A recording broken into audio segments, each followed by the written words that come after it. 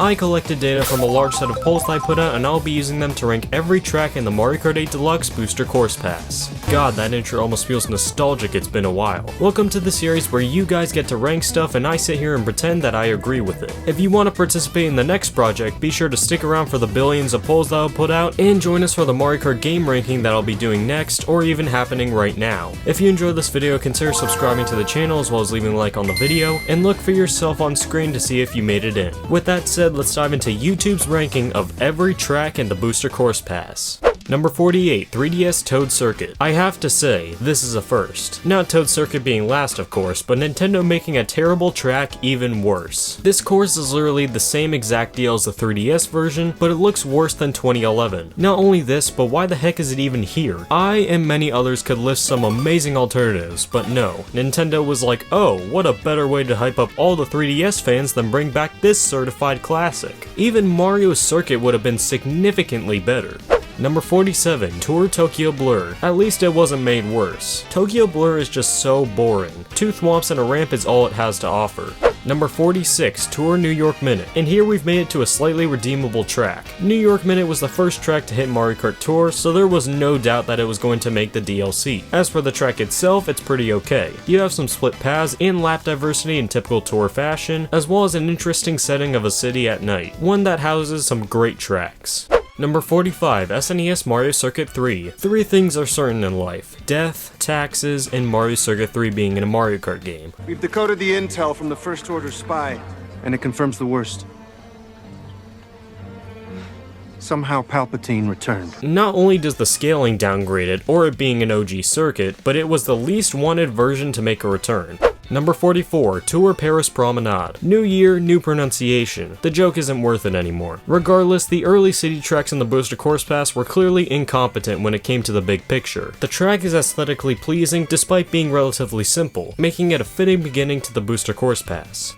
Number 43, Sky High Sundae. If there is one thing that I can count on Mario Kart fans for, it's hating a circular track. I hate circles! But there are people similar to me who think that the unique gameplay of the track is something that shouldn't be overlooked and makes up for the simple layout. Number 42, GBA Sunset Wilds. The thoughts about this track are pretty unanimous. It unfortunately went from great to just okay in this version. How low this course places on the list is mainly due to frustration from fans with the little things and unfortunately the sunset. Oh, that's why they call it that.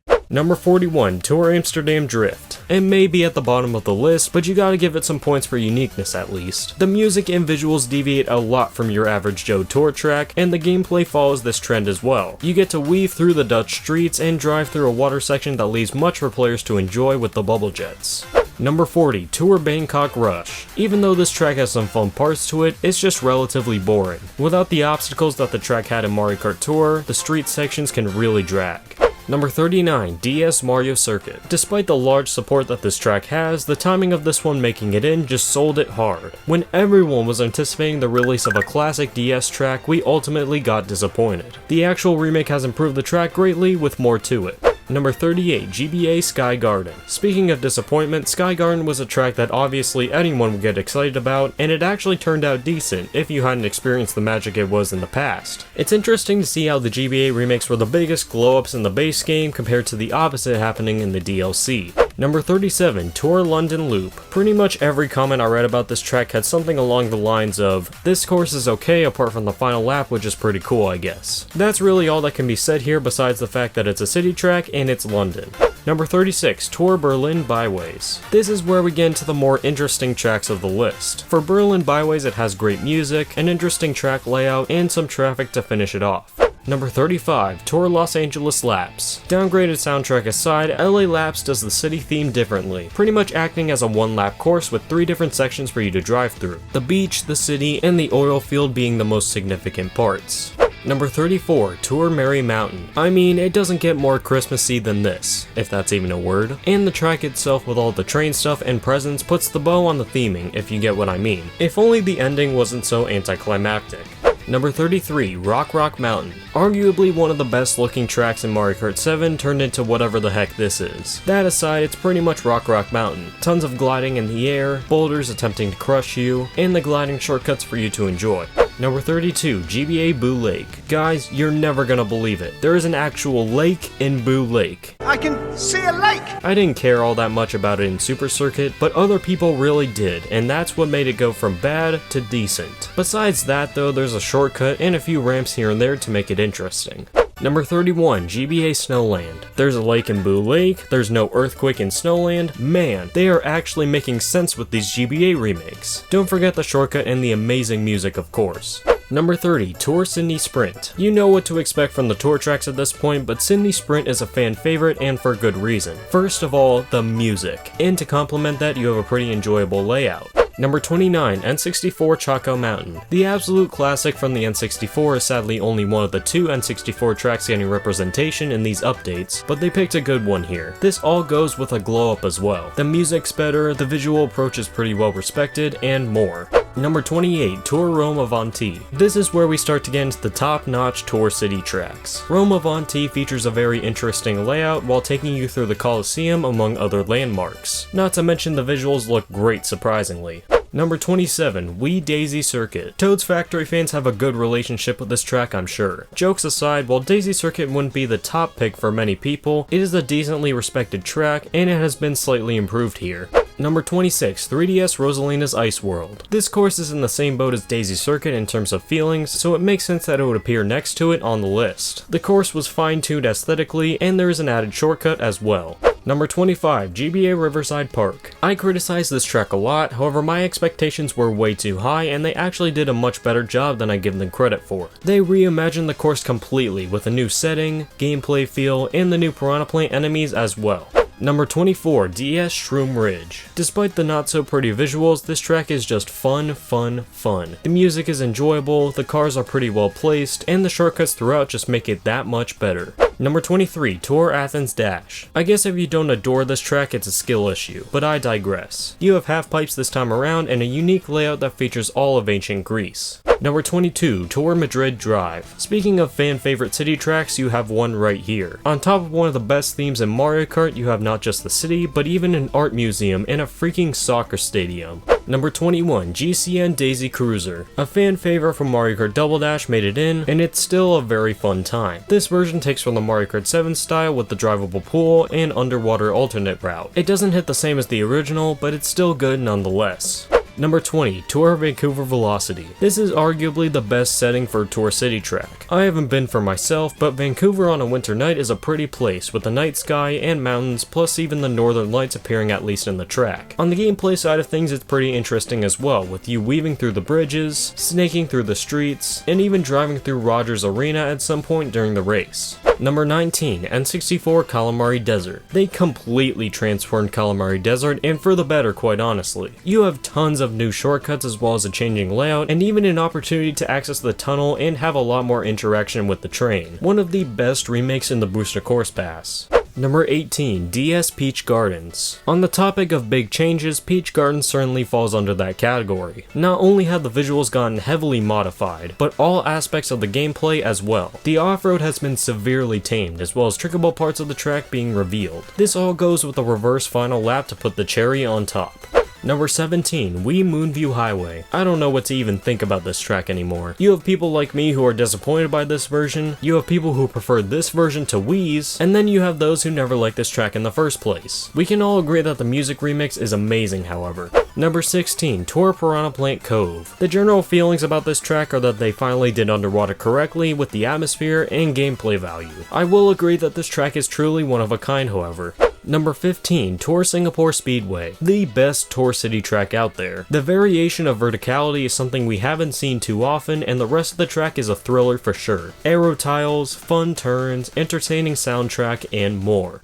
Number 14, Wii Mushroom Gorge. They somehow managed to combine the best aspects of both the Mario Kart 7 and Wii versions to make this one special. The shortcuts have returned, including the infamous gap jump, along with a new glider mushroom in the cave to spice things up.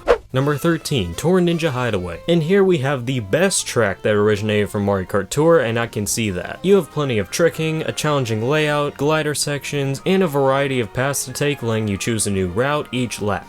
Number 12, Wii Coconut Mall. I'm surprised that this got here, but also not surprised at the same time. Despite everything that this track went through on the journey to the Switch, it is still Coconut Mall and therefore still very much loved. Number 11, GCN Waluigi Stadium. We waited forever for a GCN track in the DLC, but Waluigi Stadium made that wait worthwhile. It has a lot more tricking than the previous remake from the Wii, which was obviously a good thing, as well as some added routes up top to spice things up. Not to mention this was the first time a Booster Course Pass track actually looked good, which for a lot of people was major. Number 10, Wii Koopa Cape. Koopa Cape is another track that did not appreciate its treatment in the DLC, with the pipe for example, but it's still fun nonetheless. At least the half pipes have returned to make it a little bit better.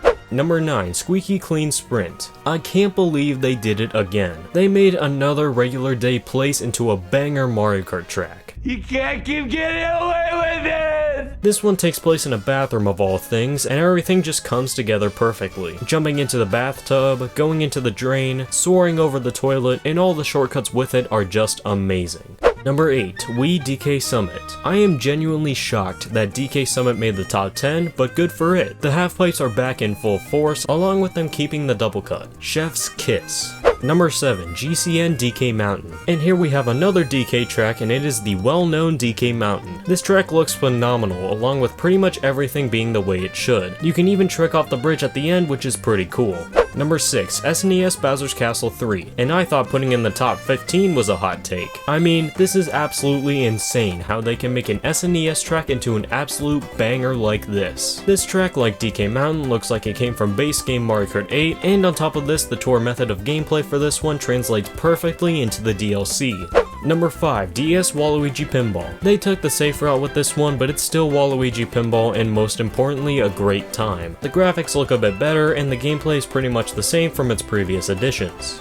Number 4, Wii Maple Treeway. This right here is when the Booster Course Pass started to get really good. Everyone loves Maple Treeway, and them adding back the half pipe along with everything else is a good thing. Number 3, Yoshi's Island. Yoshi's Island came out of nowhere and it certainly left its mark on this entire DLC. A really fun and engaging track that references a classic Super Nintendo game is the best of both worlds for fans. You have arguably the coolest alternate route in the game right here.